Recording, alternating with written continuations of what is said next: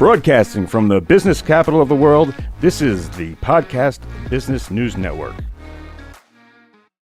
All right. Thank you, Mr. Producer. We're back, and I am joined by the one and only Miss Kim Guche. Kim, how are you today? I'm great today. How are you doing today, Casey? Kim's laughing at me because I came in a little bit disheveled and a little bit miscombobulated.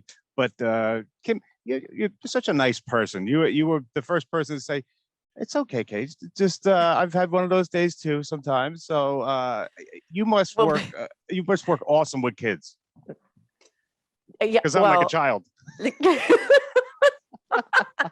So actually, I mean, that's the funny thing. Like I always say, like I feel like I'm 7, like all the time. I act like I'm 7. I like every time I think of, like I do something, and I feel like literally that I am more childish than all of my kids, and I think they would agree. Like, and so what you didn't see was right before you came in, discombobulated. I had the same thing happen to me. That's why Are you it serious? was so fun.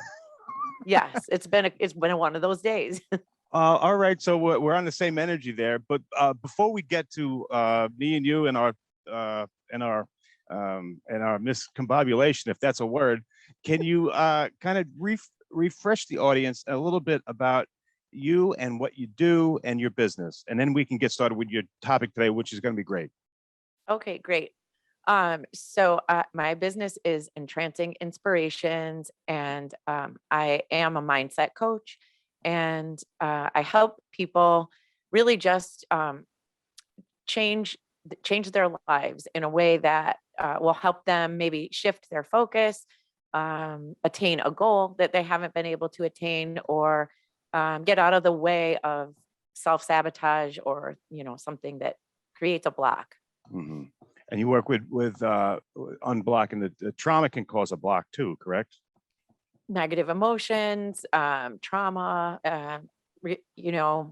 fears, phobias, just anything that like sometimes you don't even know what it is. You just like want to get from here to there, but you can't. You just feel stuck. Yep. Even like just changing like negative thoughts or perseverative feelings of hopelessness, lack of direction. Something's missing. Right. For children and teens, young adults, and adults. I work with all ages. I was going to ask you about that because we've been talking about, we talk about hypnosis, and we've been talking about a lot of different things, but I don't think I ever asked you if, the range of people you work with. And I was thinking that you work awesome with kids. So you do have a service where you work with kids, but I love that you work with the parents too in corporate. Tell me about it. So my first career, I'm a speech language pathologist. So I actually went into that profession because of my love of children. So I've worked in that profession, all ages, from infant through high school. And then from there, when I got into the mindset coaching and the hypnosis and hypnotherapy, I thought, what a great thing for kids, right? Especially because there's so much anxiety. Like it's becoming more and more prevalent at younger ages, with anxiety and depression being diagnosed in children. And of course, as we all know, the pandemic exacerbated it. Yeah. And I still am working as a speech language pathologist. I can't even say it. And I work with a lot of kids that are going to virtual school now because of like a bullying problem. So they've gotten out of regular school, not even because of the pandemic, just because of the, severe bullying. Oh, because of speech? Or it just whatever it is. Or I whatever, mean, maybe whatever. the area that they live in, or whatever it's, whatever their school is like. But what that does to a child, right? What that does to your self-confidence, your self-esteem, what that does to your mindset. And if you're bullied and verbally or physically abused, and school is not a safe place to be, and your nervous system is agitated and your fight or flight all day long, what that does to your mindset. And if you're a kid, what are you saying to yourself about who you are, right? Like you start Right. to think, what's wrong with me that I'm the kid that gets picked on? Right. Right. Why are they So saying that about me? Well, is it true? Is right. that a true statement? Right. I got Yeah. you. So it's and then like trying to work with these kids and help them, whatever they need to focus on for their curriculum or their learning, or if they have special needs, trying to help them with that. And like they, they're, what's your main concern, right? That's not their primary focus. It's, how they feel in general, how they feel about themselves, how they feel about the world, and who they are in the world. So I really feel very strongly that when you can help that first, like help a body, a human being feel better about who they are, and really you know get out from that, because it's not what they're saying in their own head when someone's been bullied, or even if they're not really great in school, or they're not really great at whatever it is they want to do. A child or teen telling themselves every day, I can't, or I'm not going to be able to, or I'm terrible at this, Mm, everybody else is better than me. right. I mean, where are you going from there? Well, That it's yeah. just creates everything more of an uphill. Right. So when you can change that story for somebody, and have kids think differently, and believe a different story, like the real story of who they are, that's magical to me. And that goes so far to help them in their life, I see, Kim. I in see. Well, I whatever. see why your passion is what it is. Just the way you just explained it. I see why you're so passionate about what you do. And can I ask you something? Can I ask what you think these masks have done to kids at that age when they're as a speech pathologist, if I could say that, as a speech pathologist working with kids who have it hard enough with a mask on your face? Have we exacerbated the problem? Oh, I could go on and on about the masks. I mean, the masks, I think, have done a lot of damage in a lot of ways. I mean, I work with a lot of kids that have autism, and not just autism, but a lot of kids do. And, um, you know, for children with autism, reading facial cues and body language is difficult enough when you can see the whole face, but when you can Wow. only see the eyes, that creates confusion. I think they're scary. Um, and then trying to um, learn, learn how to communicate. I work with a lot of kids who have difficult to understand speech, and you're trying to teach someone how to say sounds correctly, and you have a mask on, or the child has a mask on.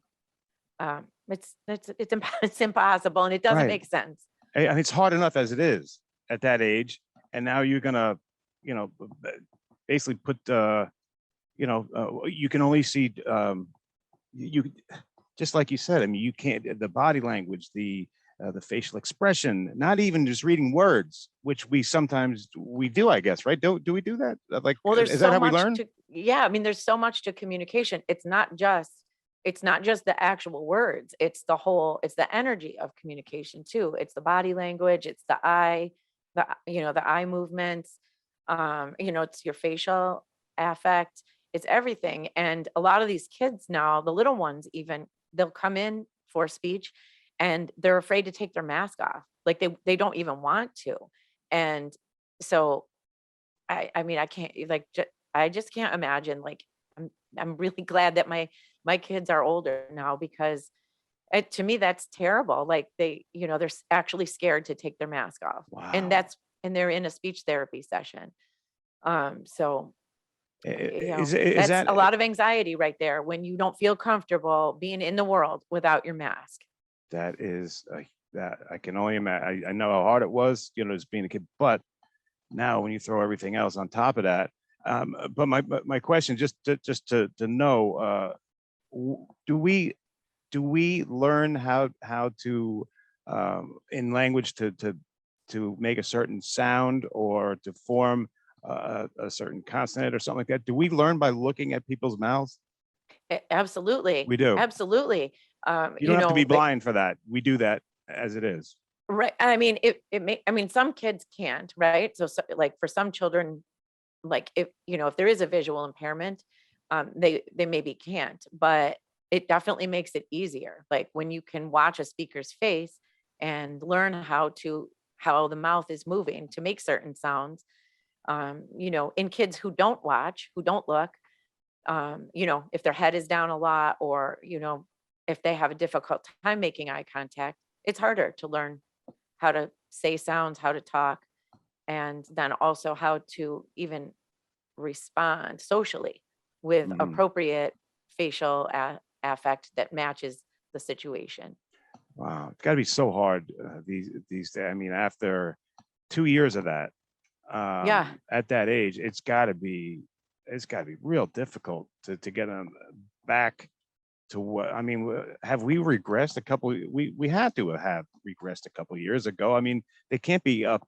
The kids now can't be up to where me and you were when we were their age. that's a really good point. And like the little ones that I'm evaluating now, that are like COVID babies, or the parents are calling, pandemic, Yeah, they were born during the pandemic, and now they're 1 or 2 and have no words yet.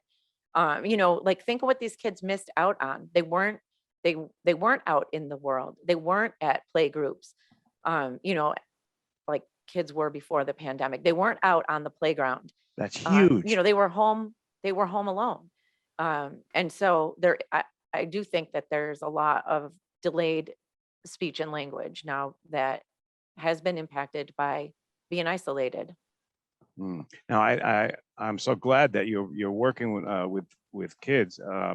Can you take me through the process of, say, I'm a parent and I'm watching you right now, and I want to get my kid involved. Can you take me through the process? Because I know you work with both of us. Sure. So if yeah, a child is struggling with something, let's say it is anxiety, or there's a lot of school phobia now, like the kids that were out of school don't feel comfortable going back to school. There's a lot of social anxiety that I think has increased as well through the pandemic. So if your child is struggling with, negative feelings, or social anxiety, or whatever, and the family contacts me. Of course, I work with the child, but you know, you're living in a family, right? So if there's a person in a family who's got anxiety, it's not usually just that one person, Okay. and as a parent, if your child is struggling with something, you're going to worry about that. I mean, you know, parents do, mothers Right. do. So if the child's got anxiety, probably the mom or the dad both do. Um, and so then that kind of feeds off of each other. So the child doesn't exist in a vacuum. Um, so there's probably back and forth anxiety, so I like to help, not just the child, but the whole family.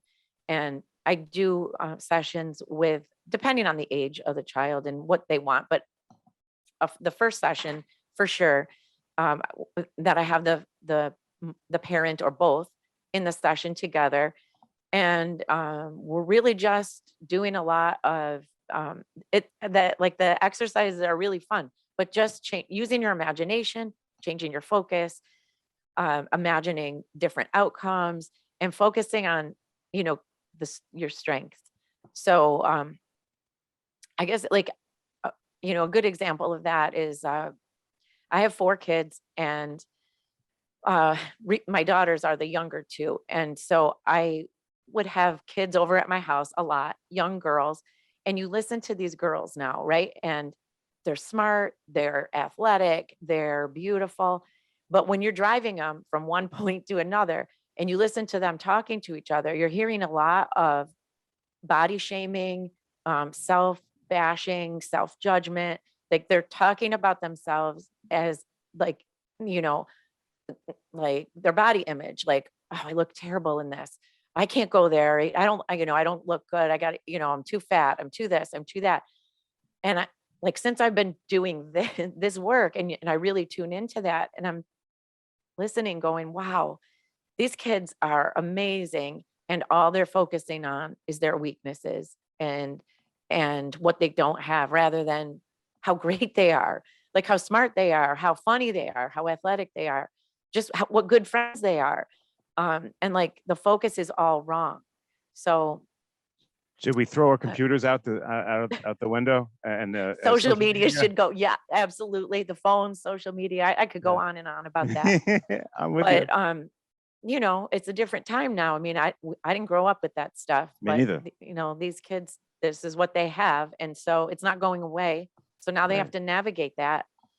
And so I would really like to help kids and families, um, navigate that in a much more positive way. And um, when one of my children was experiencing anxiety at probably a middle school or early high school age.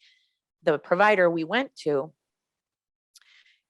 talked to her about, and I thought it was great. It was like very progressive, but she was talking to my daughter about learning meditation techniques and um, yoga. Like she was offering suggestions that were not medication. That's And, great.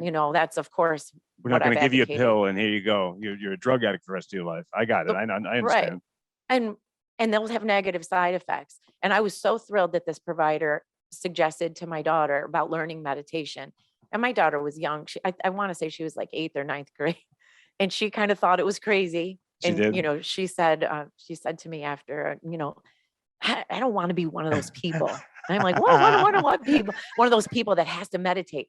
But, the doctor said to her, this is not like what, if you learn to meditate now, that is a skill and a strategy that is going to be invaluable over the course of your life for learning how to keep yourself calm and regulated Mhm. and changing your inner talk.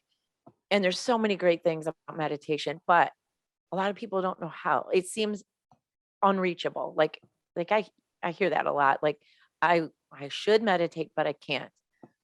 So what I do is make it easy for you to, so like I'm coaching you into a meditative or a mindset focus or state. So you don't have to do it yourself. So I'm helping you to get there with a goal, to achieve the outcome that you want. Is it harder to work with kids with meditation than adults? No, kids are really like kids are imagining all the time, like Uh-huh. adults have a hard time imagining, but kids are in and imagine, they're daydreaming all the time. They're creative, they're coming up with, different ways to build with their Legos or, like creative topics or creative play. I think it's gotten maybe a lot harder now that they're on a laptop or a tablet or, they're on tech all the time. Yeah, yeah. Um, It's but hard. It's hard to get them to sit for 20 minutes and to concentrate on breathing. Do they take to that? Do a lot of them, do they try or do they say the initial response that your daughter had, like, I don't want to try that, but I'm sure you have a way to, to get around all that. And once they finally do sit down, uh, can they tune in pretty well? absolutely. And the great thing about kids is that kids are daydreaming with their eyes open. They don't need, it's not like how you think of meditation, like sitting there calmly, quietly, and being perfectly still. You can do so much mindset and imaginative and focus changing with kids with their eyes open, just playing a game, right? So you can do so much with kids, and it's really very easy Do you because do the guided meditation with them? I do that also. But like for example, kids there's a fun game that I do with kids a lot. Like let's say for example, I had a little girl that I was working with as a gymnast, and she was trying to improve self confidence, but also get over some fears with her tumbling. She was phenomenal. And when she got stuck on something, we would play a game with like colored circles on the floor, but I would ask her like, imagine what animal, if you could be an animal, what animal has the skills that you would need to be able to improve your routine on the bars? And so of course she said a chimpanzee. And and then her floor routine, I think she picked a graceful, I think it was a graceful bird that she picked because she wanted to do her dance routine better. So we picked those three animals, and then I just had her imagine, like what, like be a monkey for a minute, like be a chimpanzee. And then it's easy for a kid to do that. Like a monkey wouldn't, or a chimpanzee flips around the trees just naturally, and it's fun for them. Right. They're not thinking, I can't get from this branch to that branch. They're doing it like just automatically. And so when you have a kid focus on something like that, like be that animal and embody um, the qualities that that animal has. And then just imagine it. Kids can go quiet 10 seconds and like imagine that you're the chimpanzee. Like it's so amazing to It's watch. like a game. It's It's a a game and it's fun and they can do it. And so you're creative. taking the focus off of, I can't do my bars routine, Got it. but I can be a monkey because Yeah. there's no pressure to do that. And that's fun.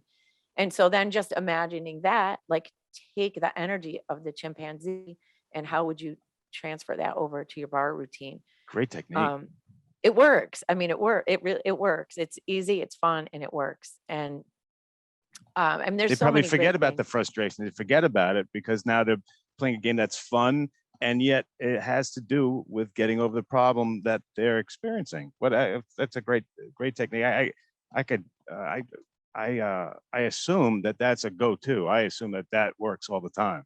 Yeah. Oh, yeah. They love it. I mean, and if a kid doesn't like, I have a lot of kids that like trains more than animals. Like kids with autism like trains or a certain vehicle. Well, you could imagine that too. There's so many great things about, what about a train. A train is powerful. A train is Mm. fast. A train, like you're not stopping a train. Like so, you can be that train, right? Rather than feeling like you do. Um, unempowered or disempowered, imagine yourself like that train. Wow. And there's just a lot of ways to do it and then lock it in, lock it into your mind. I would say that And would work on adults too. it does, It it would- does. I mean, it does. Like, so a lot of the things that I do with people are not, it's not like what you imagine, like you got the pendulum or the yeah. watch. It's fun, like it's not like going to therapy and you're crying and you're reliving the pain. And like, I know that people think that, oh, how can I change my life if I've had all these bad things happen to me? You can change it so easily, right? You don't Yeah. have to go, it doesn't have to be difficult or complicated or painful. It can be fun. So when you're working with someone at that age, are you still trying to get into that subconscious? Because remember you were telling me how the subconscious is everything is stored back there, and that's our the bank. That's where the everything is, right? Are you still The trying to get there when you work? subconscious is driving your bus. That's what's driving the bus. Yes, or the train. Yeah, but anything you do, your imagination is your subconscious. So anything that you do imaginatively, get it into your imagination, you're out of your conscious mind. So, like you played sports, right? So just think of it as an athlete, right? Just think of it, whatever your sport is.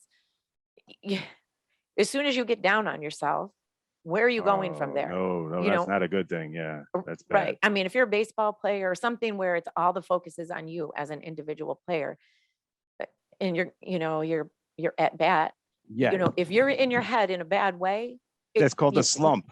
right. And the slump is just going to get bigger the more you Right, focus on, I can't. 100%. You're 100% right, and that's how it And so works. you Yeah. think about, like great coaches motivate kids and their team to a different level using their imagination and focusing on what you want and being that player, that athlete in your mind with, like seeing yourself do that skill the way you want to do it. Mhm. Golfing is a perfect one, That's another one like you get in your head. Yeah. Yeah, and you can do so much with golf. I use my own like self hypnosis for golf. I mean, I'm not a great golfer, but I use it just like visual, like because you can easily get off your game. It's not hard to get mad and The more frustrated you when you're think golfing. about the tiny little things, the more like you have to get out of your head, right? Right. As the saying is, because the more you think about it, then that's where the slump keeps going, or that slice keeps going. I understand as an athlete, so you're speaking my language. I understand what you're saying.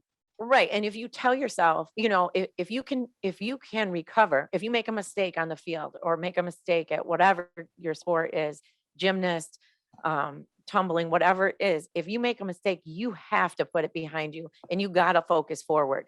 There's no way out. You can't focus backwards. So Right. you got to know how to quick in a split second change your whole state.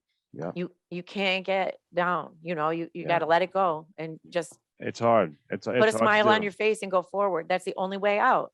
Yeah, it's going to do nothing. Thinking about fumbling the last play, that's going to do nothing for the next one. But Miss Producer's yelling at me. Kim Guche, what a great topic. What a great show. You did such a great job today. Maybe we can talk about this more next time, whatever you want to talk about. But you did a great job today. But let me give you the last word here. You remember, as my grandmother used to say to me when she wanted to hear from me, my opinion or anything, she'd say, Case, you have the floor. So, Kim, you have the floor. And then don't forget to tell us how to get a hold of you. Great show today. Thank you. It went by so fast. This was I know, fun. and I'm sorry that I didn't get to all those people. There's a lot of people over there, but I didn't get to them. I'll keep them. Sorry. You have the floor, Kim. Crack me up. Okay, so my website is entrancinginspirations.com. You can email me at entrancinginspirations@gmail.com or text or call 585-708-9923. All right, guys, that's the one and only Miss Kim Guche on the Kim Guche Show. Can't wait to hear what you have to say next, and I will speak to you soon. We'll be right back, guys. Stay right there. Okay, thanks.